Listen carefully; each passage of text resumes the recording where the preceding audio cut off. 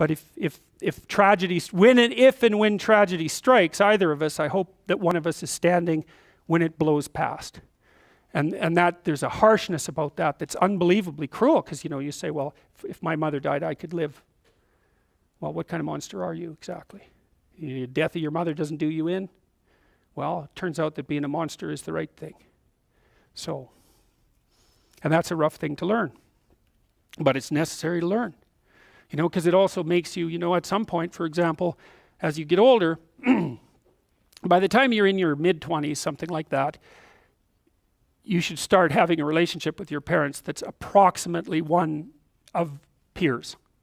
And you can tell if you have that. So here's a little trick you can use. So you have parents, obviously. They have friends. You probably care what your parents think, I would imagine.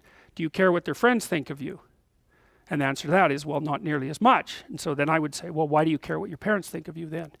They're the same people. You know what I mean? It's just luck of the draw that your parents are someone else's kids' friends. They don't think the same way about them that you do. Well, that's where you see that you have a projection. Right? If by the time you're 30, if what your parents think of you matters more than what, say, a random set of their friends think of you, then you've still got your parents confused with God. That's one way of looking at it.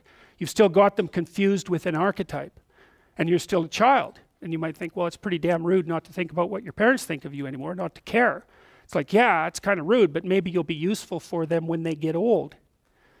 And that's a much better form of caring. It's like you're going to be independent enough and strong enough and detached enough so that when the power dynamic shifts, which it will, that you'll be the person that can carry things forward. Well, you can't do a better thing for them than that, right? That's the best of all possible outcomes for your parents.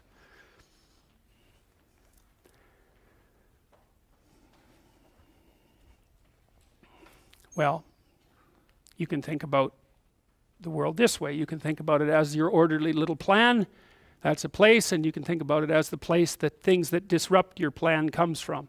That's another place. This is a bigger place than this, because there's an endless number of things that can disrupt your plan, and only a tiny number of them that can, that will help you work it out. So part of the question then too is like, are you the friend of your plan, or are you the friend of the thing that disrupts your plan?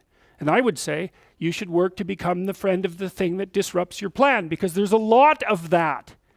And then if you become the friend of the thing that disrupts your plan, then you start to develop strength in proportion to the disruptive force. And that's really what you want. You want to be able to implement your plan, obviously, but you want to be able to take on the consequences of error and learn from it. And then you win constantly, because even if something goes sideways, you think there's something to be derived from this. That's wisdom, fundamentally. So those are the eternal domains, right? There's the domain of order. That's a snake, by the way, and that's a domain of chaos. And that's the world.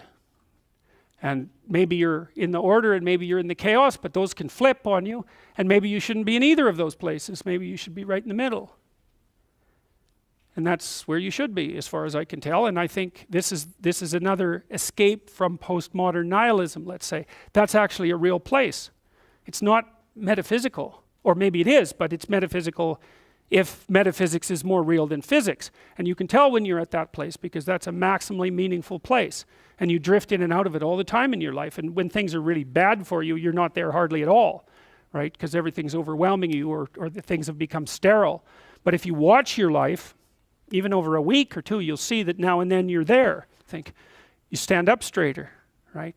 Because you're in the right place at the right time. And you think, aha, I got the forces of chaos and order properly balanced.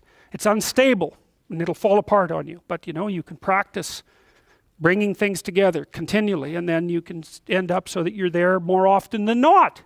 And then that's a meta place. It's not a place, it's a meta place. And it's a place that you can be in all places.